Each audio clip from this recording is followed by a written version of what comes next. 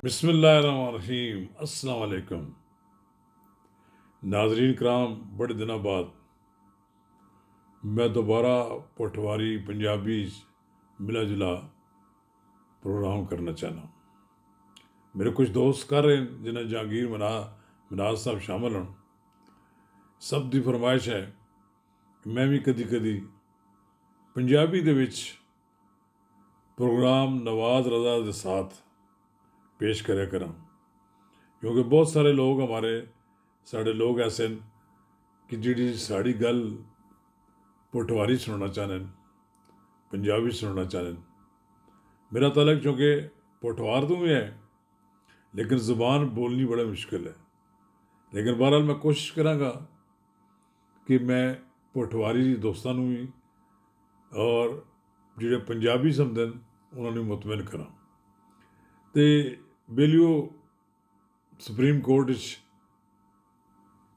इनकलाब आ गया।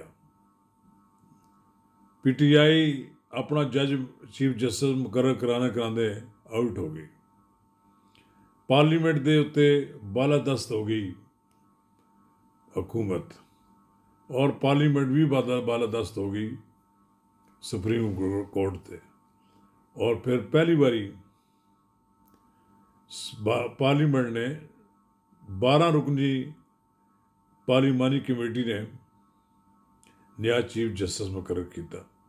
ये 30वां चीफ जस्टिस। सदर मुल्कत ने भी दस्तखत करते नोटिफिकेशन पे, और आज नोटिफिकेशन जारी हो जाना है। इस सियासत जी तब्दीली आई है,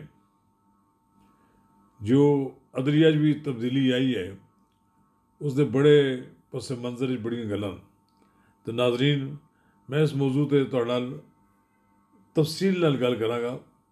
पहली तो मेरी गुजारिश है, अगर तुसी मेरा YouTube चैनल नवाज रजा के साथ अब तक हुण तोड़ी सबसक्राइब नहीं किया तो इसमें सबसक्राइब कर लो, और ब्रैव करम आईकॉन का बटन दबाना ना भुलियो कि जदों मेरी वीडियो तुहाडे तक पहुँचना चाहे तो सब तो पहले तां ही पहुँचे कि तुसी वीडियो का आईकॉन जोड़ा बटन दबाया हुआ है।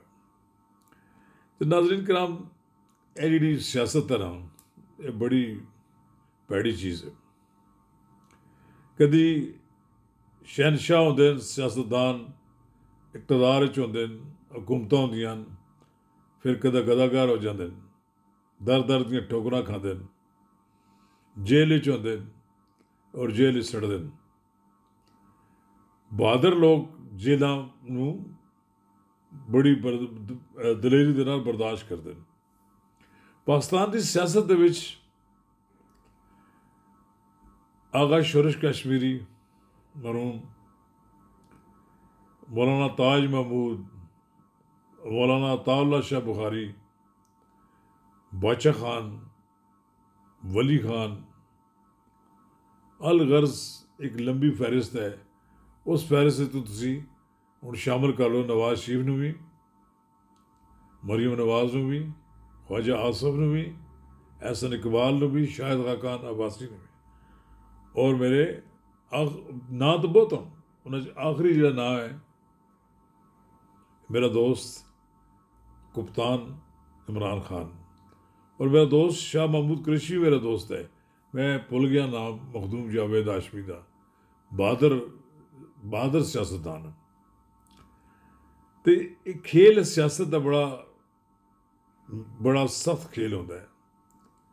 ये सर उतरते, सर लांदे लोगों के, फिर इकतदार मिलता है।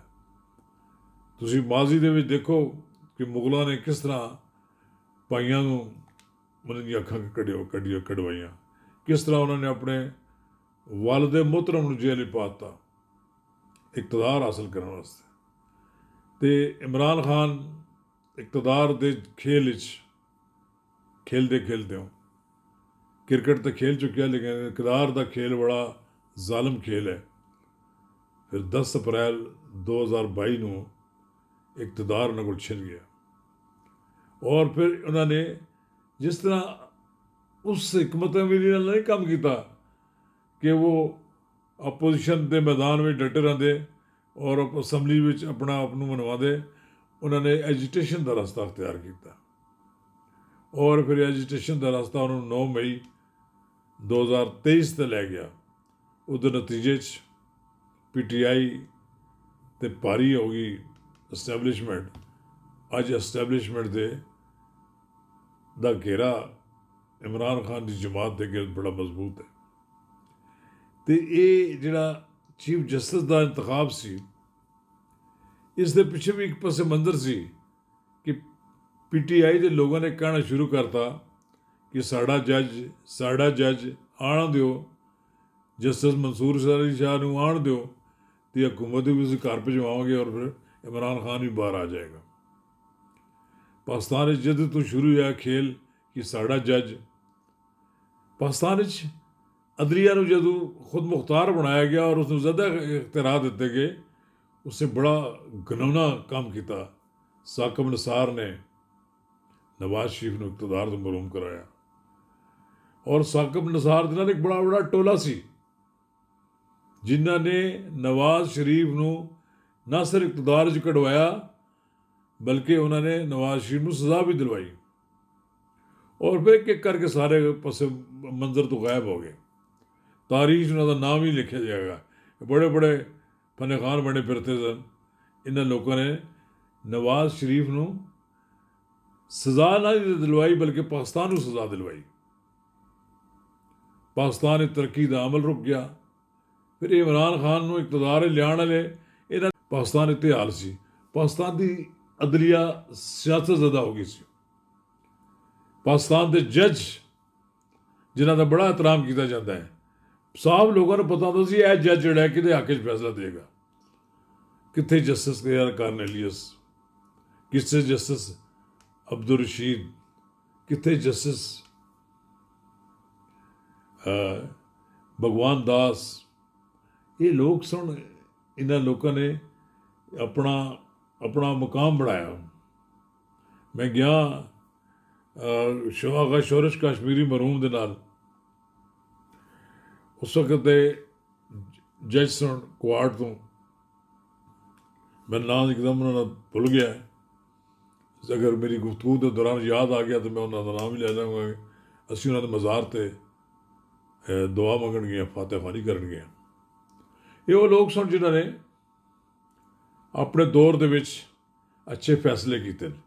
जज पहचाना जाता अपने अच्छे फैसले नाल।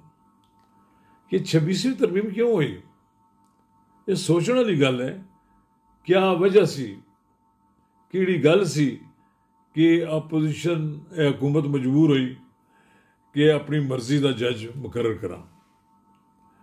ये जिसले जज हुकूमतों को घर भेजने लग पवन, मुंतखब वजीर आजम नूं डिसकुआलीफाई करते हो, जिसनों लोग वोट दे के भेजा हुआ, तो इस तरह तो फिर काम नहीं चलते ना। फिर जिसका जोर होता है फिर वो हावी हो जाता है। हुण हामिद अली खान ने कहा कि मैं तहरीक चलासा। तहरीक उसी वक्त चलती है कि पिछे तुहाडे नाल कोई होवे। एक काले कोट पा के तो नहीं तहरीक चलदियाँ। हुण काले कोट वाले के बारे भी लोगों की कोई अच्छी राय नहीं है कि जिस तरह करते हैं। लाहौर हाई कोर्ट ने, सिंध हाई कोर्ट ने, सुप्रीम कोर्ट ने तो वेलकम करता जस्टिस जी अफरीदी नूं। अब एक दो और हाई कोर्ट्स रह गई ना, उन्होंने भी कह देना कि असीं उन्होंने वेलकम करते हैं, तुसीं तहरीक चला के देख लो। कोई तहरीक नहीं कामयाब होगी। हाँ, PTI नूं सोचना चाहिए कि मौजूदा हालात असीं किस तरह इमरान खान नूं बाहर लिया सकते हैं। इमरान खान नूं भी सोचना चाहिए कि मैं बाहर किस तरह आवांगा। जिस तरह वो बेटे शाह महमूद कुरैशी जो उन्होंने नाल बराबर की कैद कटता पाया है, जिस तरह वो बेटे नूं जैन कुरैशी नूं उहदा किरदार मशकूक बनाता गया, क्या ज़्यादा देर वक्त शाह महमूद कुरैशी PTI रह सकेगा। एक आदमी ने वोट भी नहीं पाई। फर्ज करो वो विक भी गया सी बकौल इन्हों दे, उसका राबता नहीं इन्हों नाल, किहड़ी गवाही है कि उसने जनाब इन्हों नाल हुकूमत नाल रल गया। ऐसे 4 आदमियों ਨੂੰ कह रहे जी जो कि रियाज पतियाना नहीं मिलता सी पिया, गायब हो गया। भाई लोगों का प्रेशर हो सकता है, कई और गल्लां हो सकती हैं। आप बड़े दलेर बहादुर बने फिरदे न। ਜਿਹੜੇ ਲੋਕ कौमी असैंबली पहुंच गए अंदर दूसरे, वो भी बिल वास्ता स्पीकर ਦੇ ਨਾਲ, मिनिस्टर ਦੇ ਨਾਲ, सारे लोगों ਨਾਲ राबते हैं। बहरहाल इस खेल मैं सलाम पेश करता अपने दोस्त मौलाना फजल रहमान ਨੂੰ। मैं तो उन्होंने बाप ਨੂੰ भी कवर किया, क्या कमाल शख्सियत थे मुफ्ती महमूद। फिर इन्हों का तीसरी नस्ल आई, फिर ਜਿਹੜੇ ਇਹਨਾਂ ਦੇ ਸਾਹਿਬਜ਼ਾਦੇ ਨੇ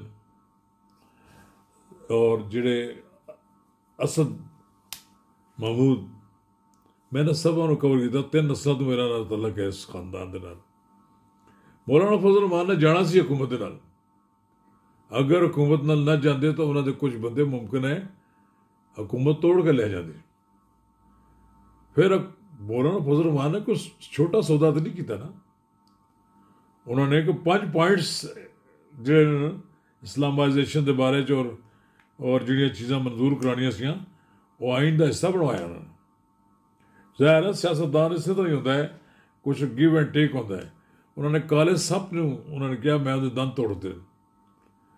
56 लेकर गए सी हुकूमत उहदे कोल पॉइंट्स, उन्हें सारे वापस कराते और 22 रह गए पिछे। सारे नहीं, 22 रह गए। फिर 5 अपने भी मंजूर कराए। किधर गया फौजी अदालतों का, किधर गया वो कि अलग अदालत कायम करो, किधर गया वो कि जी अपना फौजी अदालत चीफ ऑफ आर्मी स्टाफ की तकर्री और चेयरमैन जॉइंट चीफ ऑफ साहब की तकर्री नूं आईनी तहफ़्फ़ुज़, ये सारिया चीज़ां नैगोसिएशन खत्म हुई। अगरचे हो सकता है हुकूमत जी है वो ज़्यादा कि कुछ चीज़ां पेश नहीं कि मंजूर कराना चाहिए, पिछे हट जाना चाहिए में, लेकिन कहा जाता है कि 26वें तो बाद 27वीं तरमीम भी हासिल है। ये गल खदशात दुरुस्त होन। तो नाज़रीन कलाम, अज दी पंजाबी ज़बान मेरी गुफ्तगू इस तरह तबसरा चाहिए है और यकीनन तुहाड़ा तबसरा मेरी रहनुमाई करेगा। अगर मेरे को कोई गलती हुई है तो दी माफ़ी दे दो। खुदा हाफिज़, शुक्रिया।